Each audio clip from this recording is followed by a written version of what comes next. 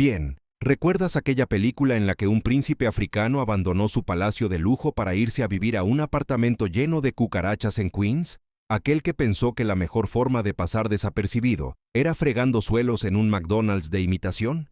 Llegando a América, convirtió a Eddie Murphy en realeza cinematográfica y construyó una historia de amor entera, sobre una mentira tras otra.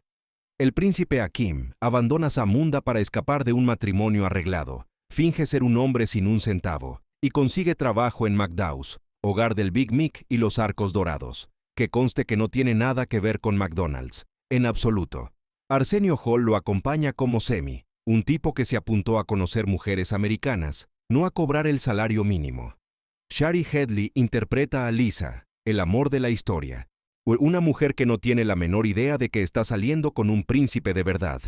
El reparto incluye además a James Earl Jones, Madge Sinclair, John Amos, y hay apariciones fugaces de Samuel L. Jackson, Cuba Gooding Jr. y otros cuantos futuros grandes del cine. La película transformó $8 millones en 288 millones, y toda una generación aprendió que la clave del romance es mentir sobre absolutamente todo. Hoy contamos 15 datos curiosos sobre Llegando a América, y vamos a empezar por el final, con el número 1.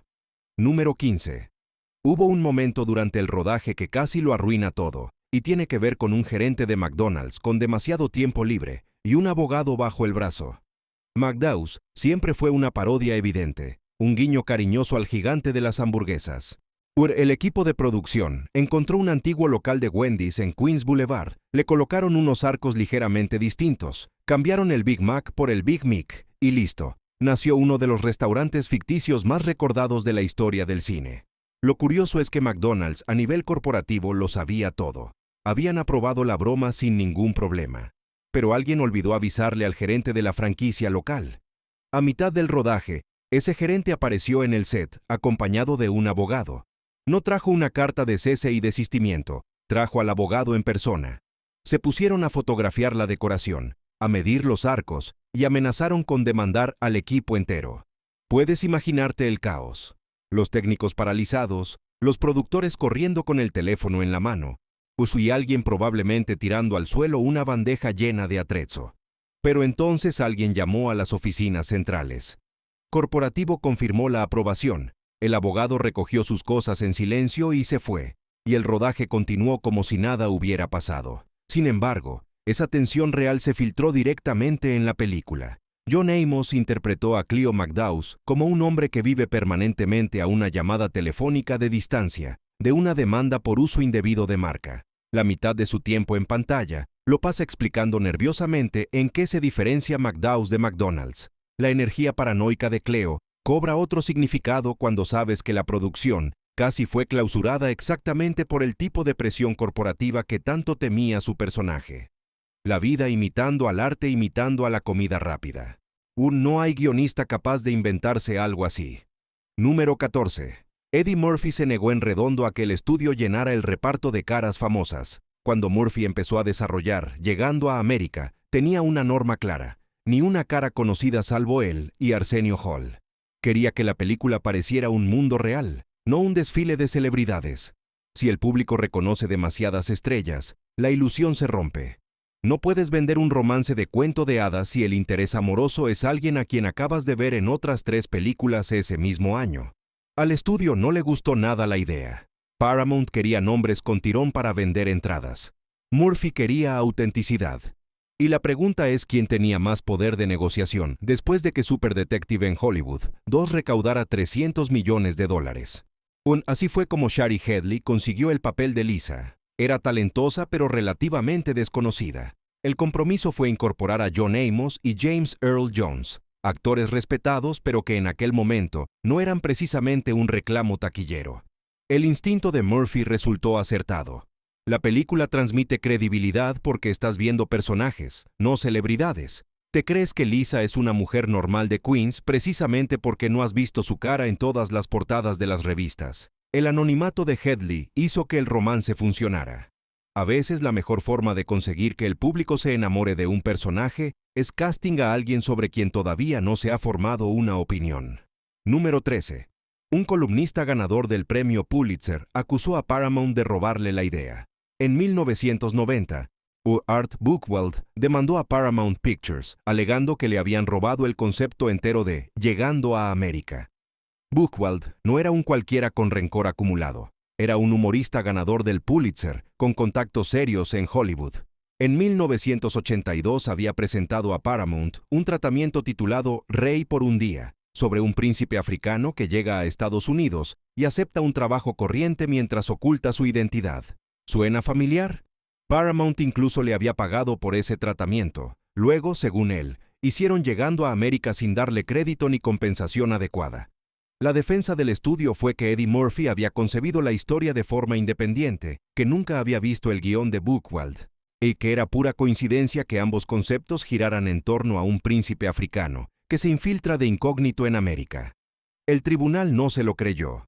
Dio la razón a Buchwald en la reclamación por plagio conceptual. Pero aquí es donde la historia se vuelve genuinamente hollywoodiense. Buchwald ganó la batalla y perdió la guerra. Los contables de Paramount testificaron que a pesar de recaudar casi $300 millones en todo el mundo, Llegando a América había perdido dinero técnicamente. Matemáticas de estudio. El caso dejó al descubierto la contabilidad creativa de Hollywood y se convirtió en un ejemplo clásico de cómo los estudios convierten en pérdida sus propios éxitos sobre el papel. Buchwald buscaba $6,2 millones. Se fue con unos $900,000 después de años de honorarios legales. Pero Murphy siempre sostuvo que no robó nada. Pero para toda una generación de abogados del entretenimiento, Buchwald contra Paramount sigue siendo lectura obligatoria.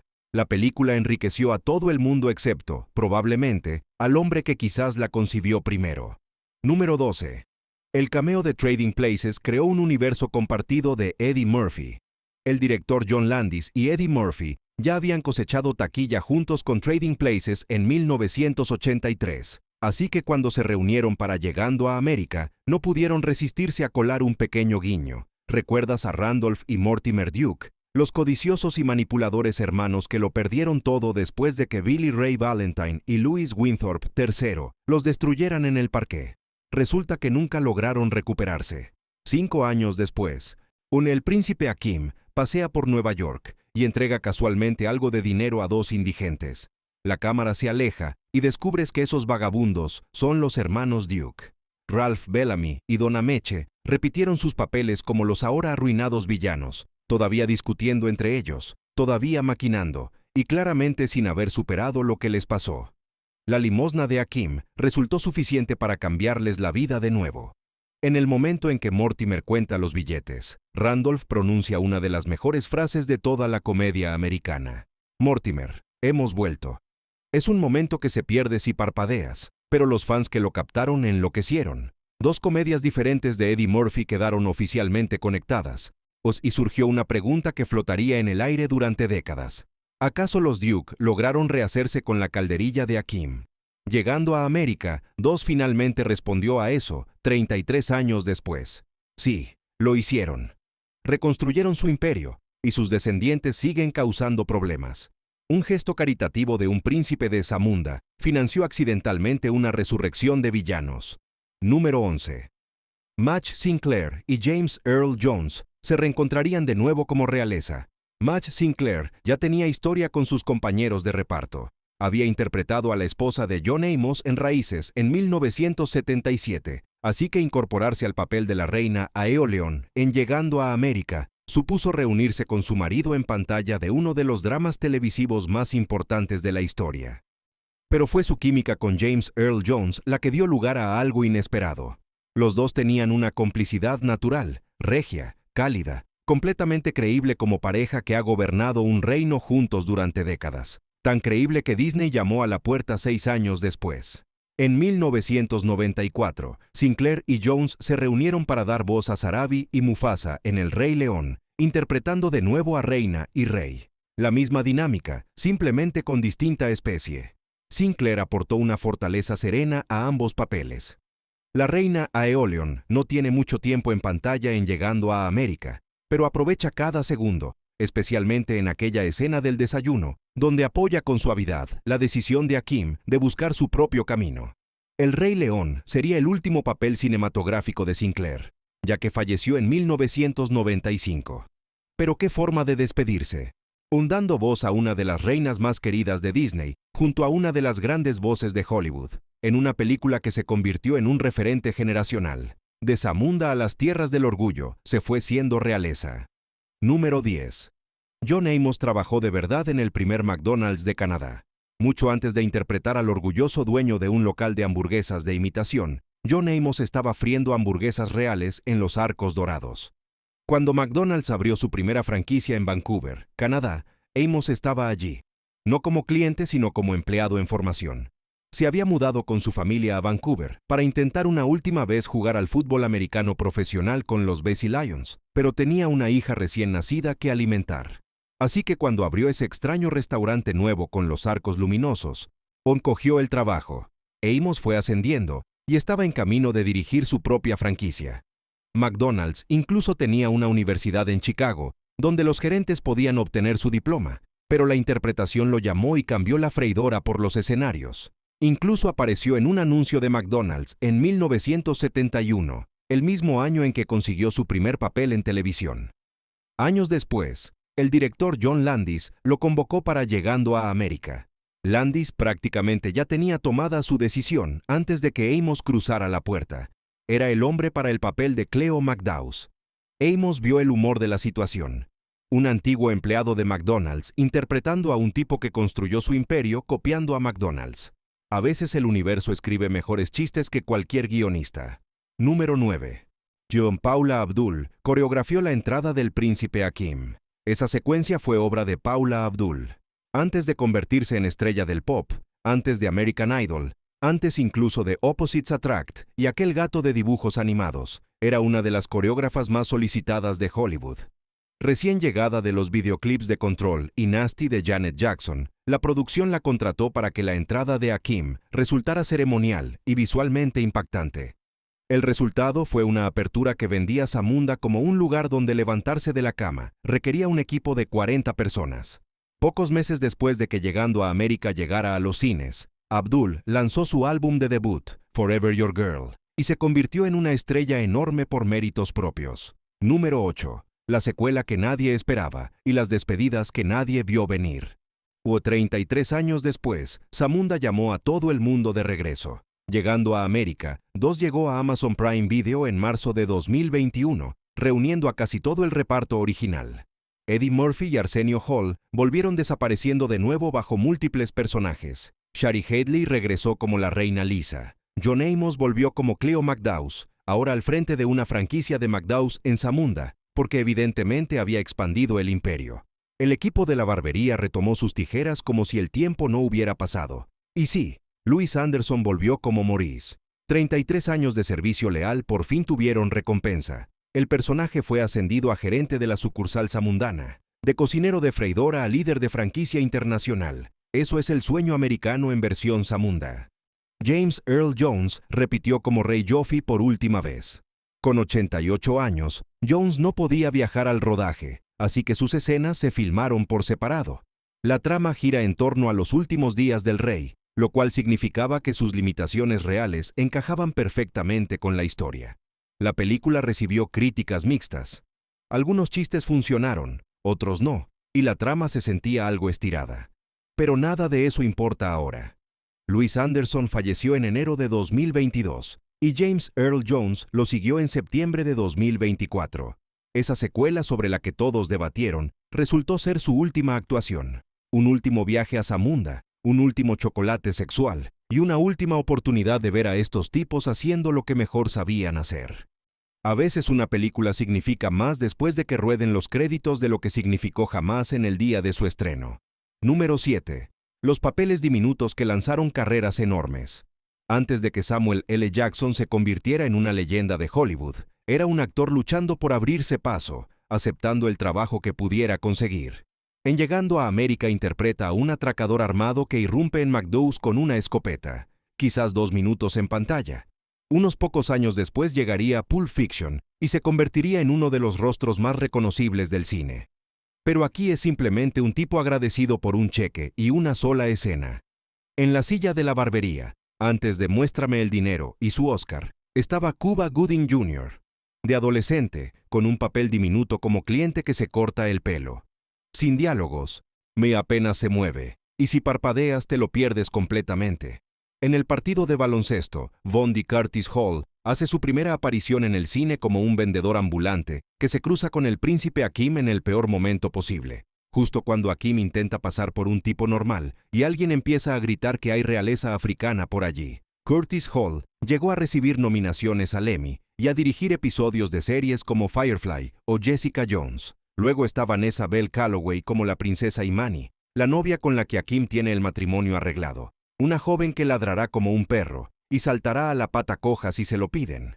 Calloway cuenta que los fans todavía le recitan esas líneas constantemente. 4 actores con apenas tiempo en pantalla entre todos ellos. Un atracador, un tipo cortándose el pelo, hecho un vendedor en un partido, y una princesa sin opiniones propias. Todos convirtiendo momentos fugaces en carreras que definirían Hollywood. A veces las mayores estrellas empiezan en las sillas más pequeñas. Número 6. La serie derivada que Eddie Murphy ni siquiera se molestó en visitar. Cuando tu película recauda 288 millones, el primer instinto de Hollywood siempre es el mismo: exprimir más.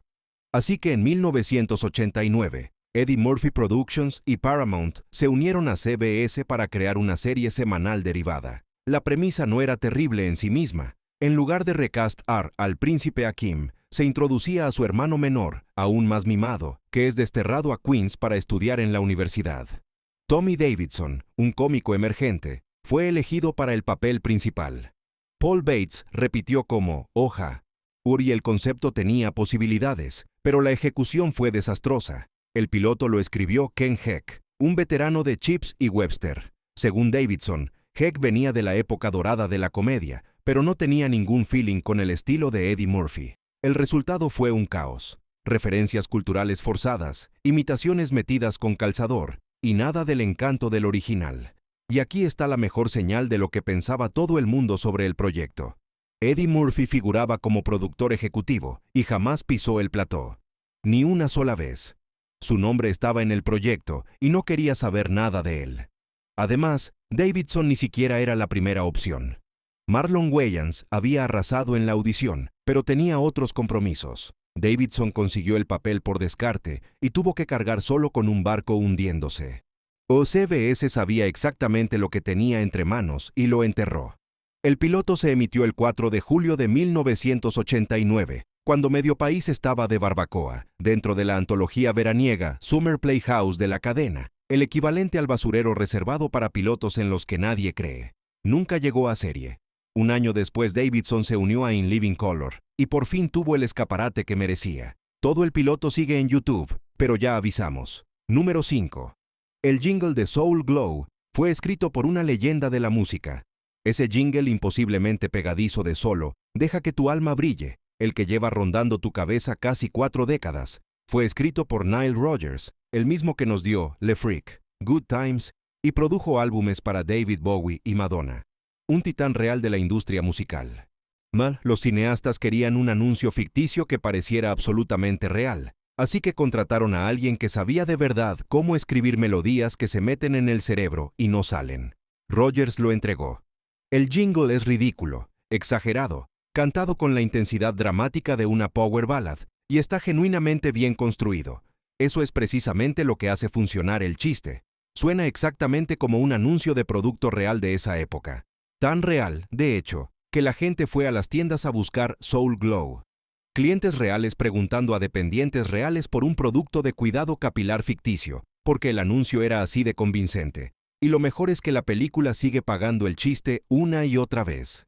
Cada vez que alguien con el cabello tratado con Soul Glow apoya la cabeza en una almohada, un sofá o un reposacabezas, ella deja una mancha grasienta. Rodgers dijo después que fue uno de los proyectos más disparatados y entretenidos en los que trabajó jamás. Un productor ganador del Grammy usando todas sus habilidades para vender un zumo activador de fantasía que arruina los muebles. Número 4. James Earl Jones estuvo a punto de rechazar el papel del rey. James Earl Jones como el rey Joffrey Jofur parece ahora la elección perfecta, pero el hombre casi dijo que no. Jones no estaba seguro con la comedia. Su reputación se había construido sobre el peso dramático, los papeles serios, el teatro shakespeariano, y esa voz que le dio a Luke Skywalker la peor noticia de su vida. Interpretar a un rey africano cómico en una película de Eddie Murphy temía que pudiera hundir su credibilidad. El director John Landis le convenció señalando que el rey no es el chiste, es digno, imponente, y el único personaje de la película capaz de hacer que todos se callen y escuchen. La comedia sucede a su alrededor, no a causa de él. Jones aceptó con una condición: lo interpretaría completamente en serio, sin guiños a cámara y sin buscar la risa. Esa decisión fue lo que hizo funcionar al personaje. El rey Joffrey no cuenta chistes porque no los necesita. Es gracioso porque está absolutamente comprometido con ser lo que es. Sirvientes lanzando pétalos de rosa a sus pies. Asistentes limpiándole la boca después de cada bocado. Todo un equipo dedicado a garantizar que el trasero real jamás toque un asiento sin calentar. La voz de Darth Vader exigiendo que alguien le traiga su bata de baño. Ese es el chiste, y Jones lo interpretó como si fuera Shakespeare. Número 3. Arsenio Hall interpretó más personajes que Eddie Murphy. Todo el mundo recuerda a Eddie Murphy desapareciendo bajo varios personajes. El príncipe Akeem, Clarence el barbero, Randy Watson, Saul, el anciano judío. 4 personajes con un alcance impresionante. Arsenio Hall lo igualó y quizás incluso lo superó. Hall interpreta a Semi, el reluctante compañero de aventuras que no se apuntó a fregar suelos. También es el barbero ruidoso y opinador. También es el reverendo Brown, sudoroso y con los ojos desorbitados. Y también es la mujer aterradoramente agresiva del club, la que acorrala a Akeem y no acepta un no por respuesta. Ese último personaje perturbó a la propia madre de Hall. Le llamó después de ver la película para preguntarle si estaba bien. No reconoció a su hijo bajo todo ese maquillaje y esa peluca. No entendía por qué querría interpretar a alguien tan inquietante. Su hijo disfrazado de mujer con pinta de pelearse contigo en un aparcamiento. Hall dijo que crear ese personaje fue una de las experiencias más extrañas y divertidas de su carrera. Cuando tu propia madre no te reconoce y está levemente preocupada por tu estado mental, es que te has entregado de verdad al papel. Número 2.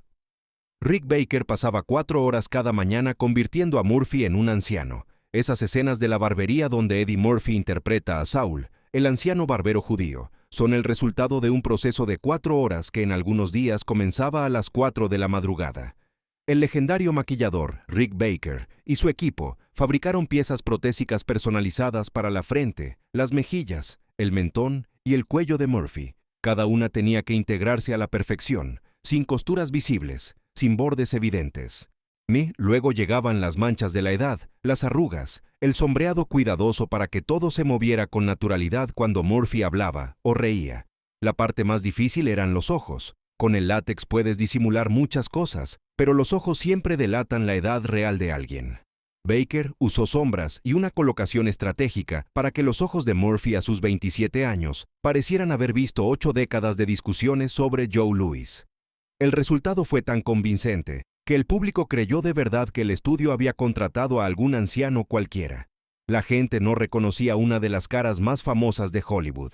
Baker recibió una nominación al Oscar al mejor maquillaje, y Murphy tuvo que sentarse en una silla durante 4 horas antes del amanecer, cada día que rodaron esas escenas, y solo para poder discutir de boxeo consigo mismo. Número 1. Louis Anderson solo fue elegido porque Paramount exigió un actor blanco. Eddie Murphy y Arsenio Hall tenían una visión para Llegando a América, un reparto completamente negro, sin excepciones.